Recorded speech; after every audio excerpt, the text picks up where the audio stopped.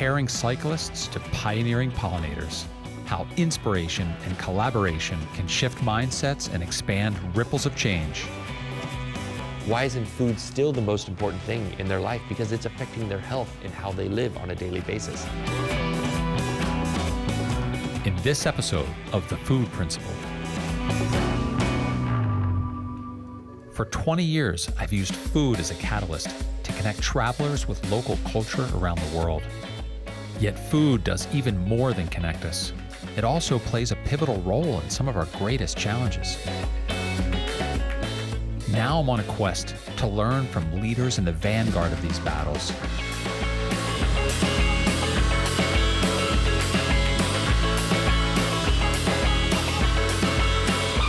All using the power of food to plant a better planet. I'm Jim Kane, and this is The Food Principle.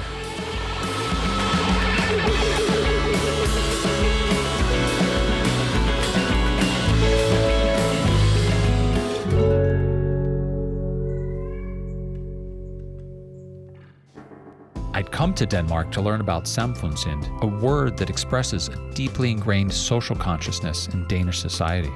My world-class guides had shown me how food was an ideal way to see this community spirit in action. Before long, I began to see samfundssind express itself in other meaningful ways. You know you've stumbled onto something delightful upon hearing the motto, "The right to wind in your hair." This is definitely the case with Cycling Without Age and its disarming founder, Olli Kasu. CWA pairs volunteer bike pilots with nursing home residents, and in doing so, brings joy and connection to both. I know you've gone on so many rides, it's probably hard to pick one day, but describe a typical day. It's usually just a matter of sitting down, having a conversation, and then figuring out who wants to go for a bike ride. And sometimes that involves taking several bike rides and maybe going into the park or into the city center or along the waterfront. So we have this motto, which is the right to wind in your hair. So it's also just a matter of feeling your surroundings, using our senses, and I can feel the difference for my passengers and my friends when I go out. That when they come back, I can sometimes pick up someone who may have had a slow start to the day or maybe a little bit depressed, and when they come back, their mood is completely different. And I think that makes all the difference. That's what I love about this. Yeah. Olli agreed to train me as a pilot and invited a couple of friends for a ride and a home-cooked meal at his and his partner Pernilla's place. As for ingredients, just a few kilometers away was Østergro, a rooftop educational farm co-founded by Livia Holland, one of the dynamic young leaders of Copenhagen's local food movement. The one hitch we didn't count on was Anga seeing me train. When she realized it was my first time piloting, she threatened to switch places if I didn't make her feel safe. In the end, we all had a blast, as much due to Pernilla's keeping Anga entertained as my piloting. Before long, we were laughing and sharing stories like old friends. During these rides together, I know that one of the things you say is often fun to do is grab a coffee or an ice cream with someone. Why is it that food is such a catalyst for connection? It's oftentimes not necessarily the kind of food, but the fact that when food or drinks are being served, or you make it together, then you create this setting where sort of bonding appears. Mm-hmm. So the ride there is obviously, that's where we have all the adventure, but the coffee or the cake or the meal we're going to be sharing is the purpose. And that's also where we sit and have a lot of these conversations, and we get to know each other. So we tell each other stories. And so I think it has the potential, and I see it all the time, it ties people together.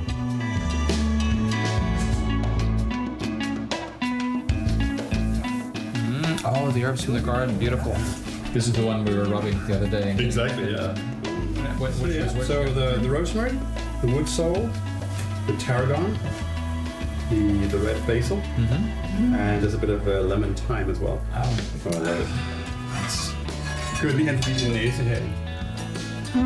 Vanilla. Half a lemon for the juice, or?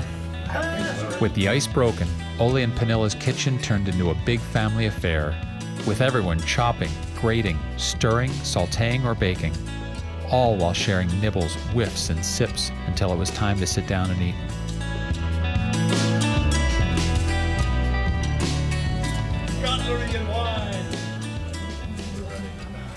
We've kind of become accustomed to looking at elderly people as sad people, people who have no joy left in their lives, and we can produce situations and pictures of elders smiling and laughing and telling stories and bonding and meeting new friends and so on. So I think it's that people want to be part of that, and they want to see if they can play a role in that. I think when you speak to a lot of those volunteers, they will say that the first time that they saw an emotional reaction from their passengers is that kind of defining moment where they feel that we're onto something here. Volunteers, or pilots as we call them, are just as important as the passengers. There's no difference because they both get something out of it. And I think that's actually important, because it means this isn't just trying to help someone, this is also actually helping yourself. So there are two parties involved here, and they each get something out of it. Nowhere have I seen a stronger connection between people and bikes than in Denmark. As my friend Ole would say, bikes are like an extension of the body for Danes. Children learn to ride at the same time they learn to walk. And Danes bike on a daily basis throughout their lives, until age or mobility loss make it no longer possible. What did first inspire you with the idea to start, cycling without age? Maybe before you even had a name for it. Well, I think it must be the time when I was riding my bike to work, and I noticed this old man sitting on a bench, and I just immediately felt the connection. My dad had passed away many years before that. But somehow he reminded me of my dad, sitting there, with a walking frame. So I realized that he was fairly limited in his mobility, just like my dad. He was a busy man, and he taught me how to ride a bike. But then he got sick. He got MS when I was about 4 years old, and within a couple of years he was in a wheelchair.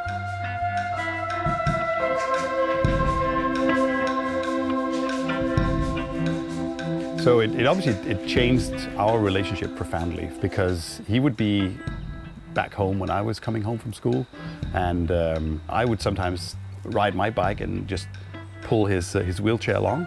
Other times I would push his wheelchair, but I became his legs. Yeah. And I became his access to our local community. All the things that he used to be able to do on his own, suddenly he was relying on me to help him. And I think sometimes you get the inspiration to do just one thing for another person, just like a random act of kindness. So I spent some time thinking about what I could do, and then I showed up at the local care home with a rented rickshaw, trishaw, and offered my services, my companionship, and my legs, because I knew how much that meant to my dad. And then basically it just started with just one ride, and then another ride, and another ride.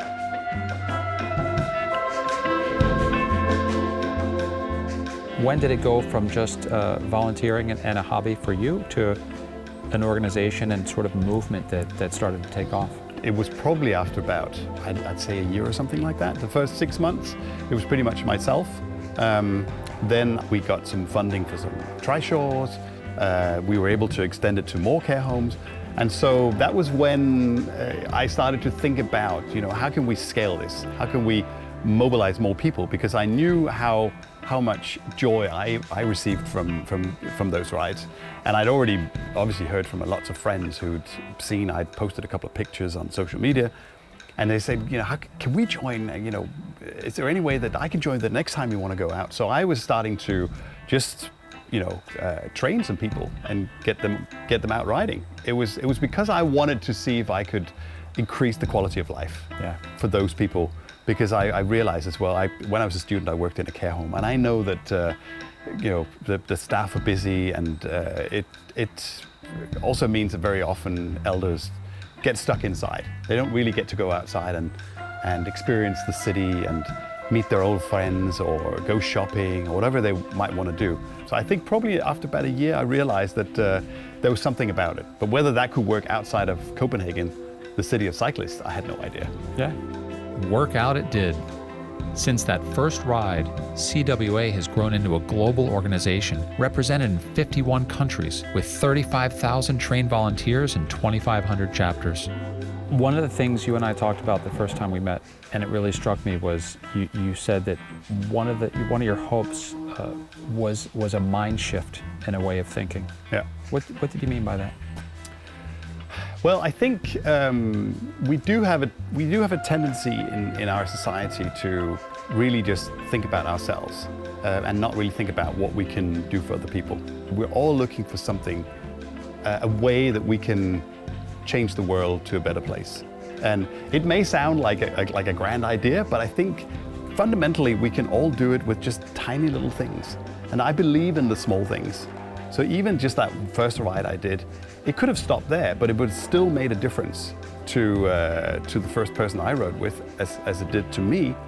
So I'm hoping that what we do can help inspire people to just do little positive things that will give themselves a purpose in life, and that will actually ultimately inspire more people and create a better world. This idea of expanding ripples of impact drives another of my Samfundsin Sherpas, Chef Matt Orlando. When Matt opened a Mass in Refshalund in 2013, this former shipyard was a decrepit industrial wasteland, pockmarked by time and the elements, but Matt saw potential. It was a clean slate in the heart of a crowded city where a garden could grow. We came out here 8 years ago, and at that point, I mean, even the taxi drivers were telling the guests that were coming out here that it's a mistake. There's no restaurant out there. You don't, and it was sketchy out here, and there's definitely weird stuff happening here at night. Like, I remember multiple times, some dudes would pull up in a car right in front of the window. We'd have a full dining room. They'd pull up right in front of the window, and they would get out, and they would just sit against the window smoking joints. And it's not dudes you tell to leave. Right. It's like dudes you go out and give some sandwiches to or something. It's like, and so, but that was part of being in this new area. And then something happened about 3 years ago. And people started to look at this island as an opportunity still within Copenhagen. You can literally spend all day out here. Or you can go to Empirical, have a tasting, go have a beer, get some snacks, go to La Banquina, have a bottle of wine, come over here and have dinner. Yeah. There's this beautiful ecosystem of food activists and people passionate about different parts of the food system. Take me through some of the collaborations that you've done. So the first collaboration we really had was with Lille. We started to take their day-old bread that they couldn't sell and actually turn it into ice cream and different things. And then we've just always kind of done little things here and there with them and helped them promote the farmers market. And then, Empirical opened up down the road, and Lars and Mark-Emil and myself, all of us come from Noma. So we had this connection there, this creative kind of mindset. The biggest collaboration, this kind of public knowledge, is that we did this large amounts of bread ice cream, or they brewed the bread syrup out of spent bread or surplus bread, and we did this project where we created 15,500 ice cream bars out of surplus bread. Oh, thank There you. you are. You're welcome. We dip it in chocolate. We toast breadcrumbs and kind of enrobe them in the chocolate as well. In the center, there's a bit of caramel. I'm already digging in. Is that all right? Dude, don't wait. Then La Banquina is it's a destination for tourists. It's a cafe on a dock, but it's so special. The area is so special. Christer is militant in his sustainability efforts, and as we are.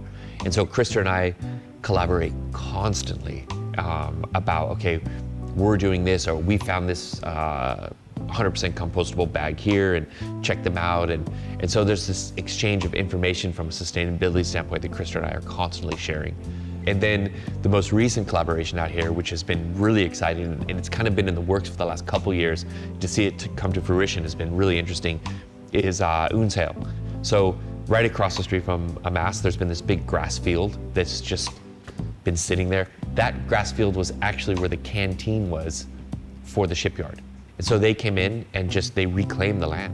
And they're building the largest urban farm in Northern Europe. They're growing vegetables, they're growing mushrooms, and to have a restaurant literally 10 meters away from that is it's amazing. I didn't want to push them into anything, and I was just like a kid waiting, like, okay, when. And finally, I mean, it's only the last couple of weeks that Livia, I've been really talking about, okay, what can you take? Let's set up a system where you can come through and check what we have. And then Bugard, the ones that are part of Unshale, they are growing mushrooms. And Lasse, the founder of Bugard, actually has been involved with Amass since almost day one. He helped us build the greenhouse outside. Oh, nice. He's helped us set up systems in a garden. And so he's very familiar with Amass and our ethos and how that's going. So when he moved in across the way with Unshale, I was like, man, this is really coming full circle. It's been, really interesting. I've seen some of that most recent collaboration you were talking about the last couple of weeks with Livia. Yeah. I mean, it's been super exciting for me. I've been lucky enough to have seen some of that blossom in real time. Yeah. And it's been really exciting. I can get a sense of how you feel about that.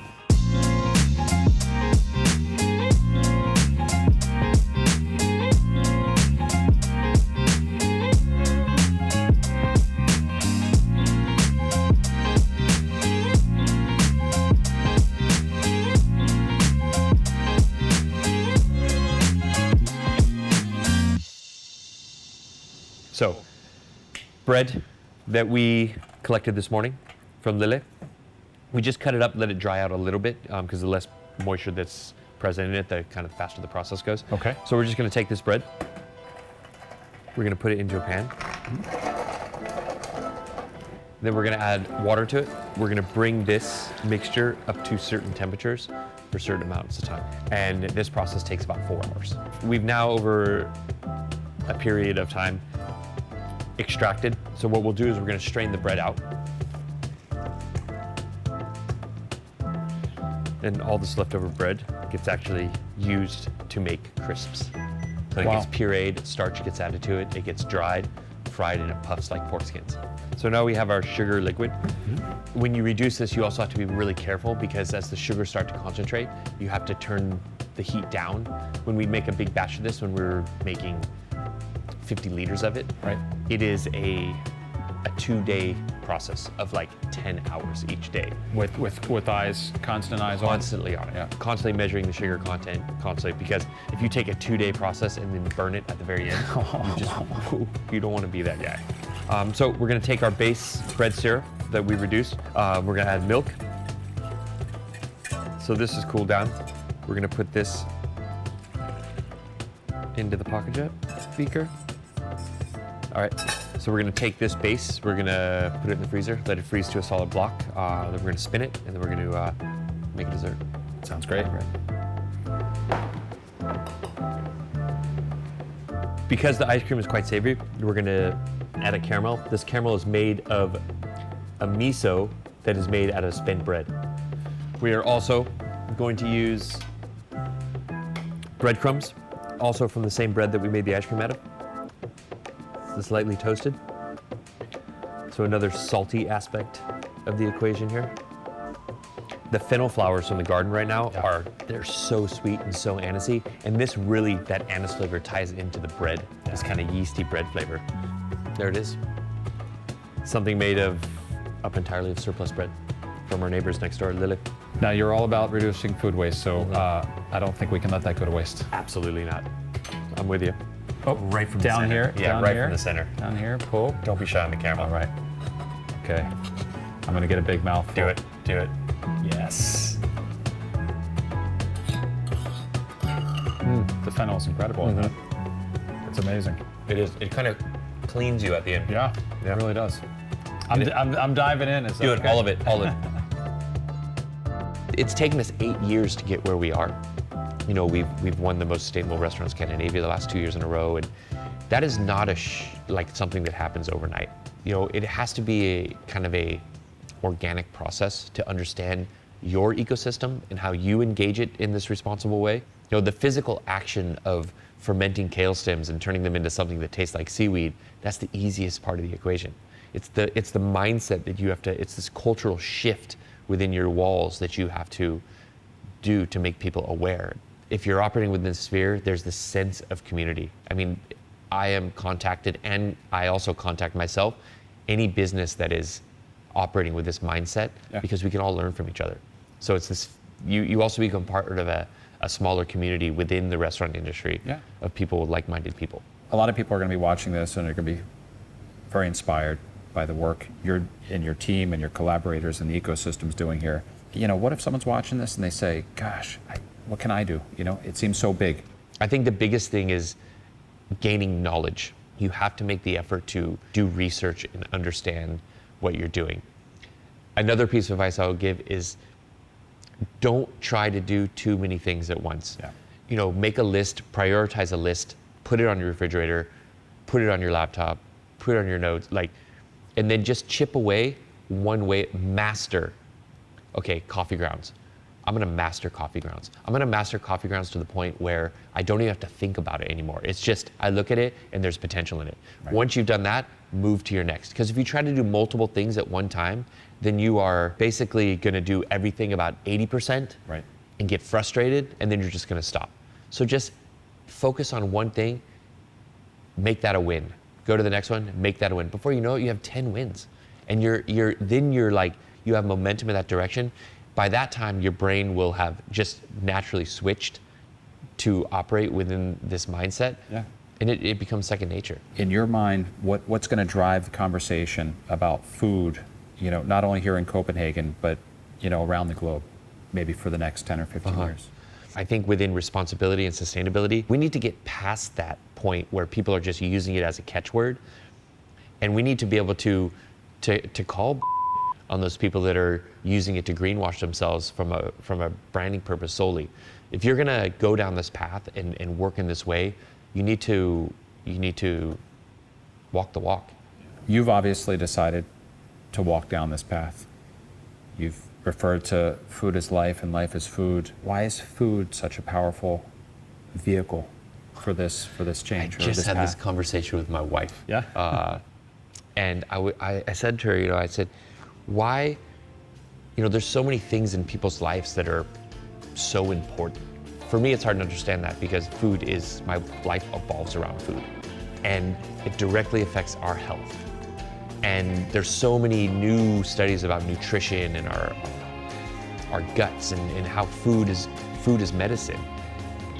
Why isn't this the most important thing being talked about in the world right now?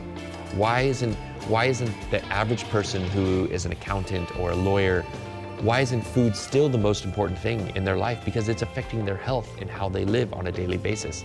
And I think as well that, you know, not only a person's health and performance and there are these invisible threads that connect food to almost everything. Biodiversity, habitat loss and biodiversity, and climate change, and social inclusion. And food is the mycelium that connects society and nature and everything on Earth. Everything living on Earth eats. Whether you're a sentient being or a non-sentient being, you still have to eat something. So, yeah, why aren't we talking about this more?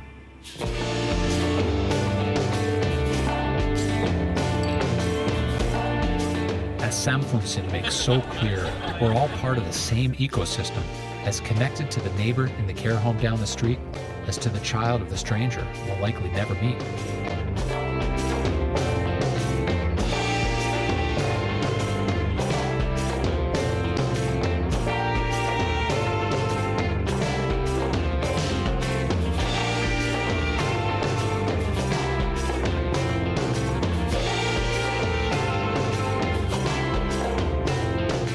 Having a purpose and doing small positive things for others, we'll end up planning a better planet. One we'll be proud to have our children care for and share with theirs.